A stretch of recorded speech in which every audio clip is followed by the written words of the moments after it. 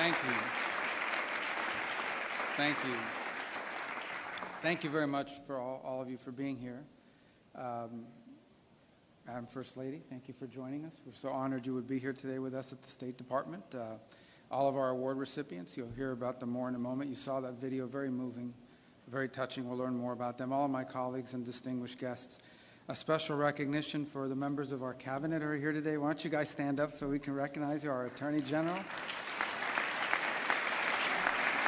the Secretary of Small Business, of Education, and of Labor.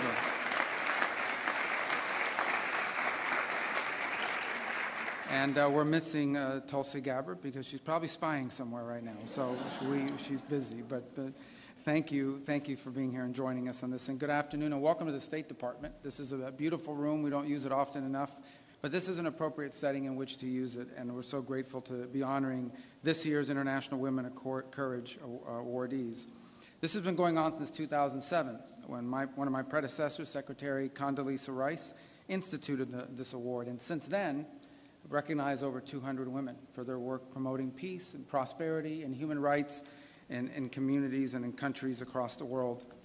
And what we recognize here more than that is not just their work, but the fact that they do so oftentimes at extraordinary risk to themselves, to their families, to their loved ones.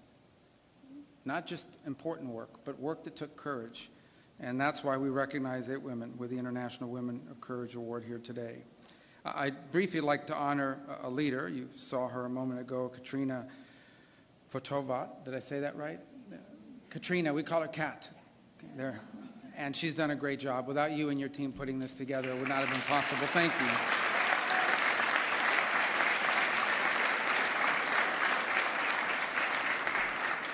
I want to also personally thank the woman of courage who lives in my home, my wife Jeanette, who rarely gets to join us. But,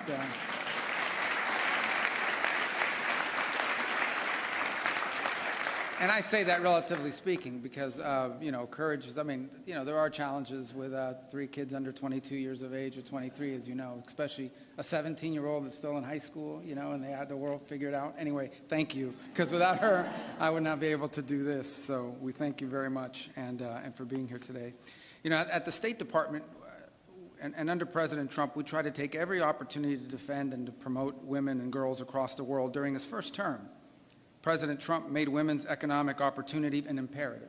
He established the Women's Global Development and Prosperity Initiative, which to date has reached over 12 million women worldwide. At home, during his first term, female unemployment reached the lowest level in 50 years. President Trump also signed the Women, Peace, and Security Act, a bill that I was very proud to have been a co-sponsor of when I was in the Senate. And it was the first comprehensive law passed in any country in the world, first law passed by any country anywhere in the world, focused on protecting women and promoting their participation in society. President Trump is also working now to fulfill his promise to end a brutal war that's going on in Europe as well as in the Middle East.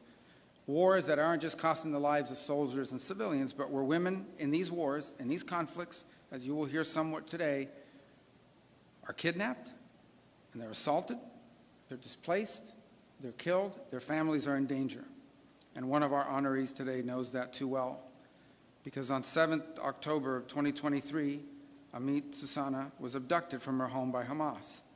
And upon her release, she shared details of the sexual violence she endured as a hostage, which allowed medical professionals to document the atrocities that she suffered. And this was at a time when people were denying that these atrocities were being committed, and even blaming Israel for Hamas's brutality. Her bravery, her advocacy brings much needed attention to the scourge of sexual violence and conflicts all over the world. Even as I speak to you now, there is sexual violence going on somewhere in the world in these various conflicts. It is a scourge.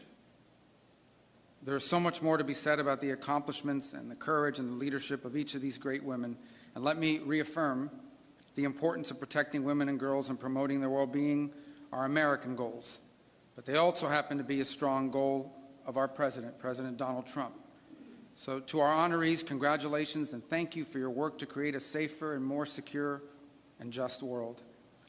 In a moment, it'll be my distinct honor to welcome the First Lady of the United States to speak to you. She, too, is a woman of tremendous courage and of great accomplishment. She's an inspirational leader. Through her Be Best initiative and her work now advocating the Take It Down Act, she's protected women and girls online and promoted their health and well-being. So, Madam First Lady, thank you so much for being with us today. I look forward to continuing to work with you to promote the well-being and prosperity of Americans. So, ladies and gentlemen, please help me welcome, it's a great honor to welcome the First Lady of the United States, Melania Trump.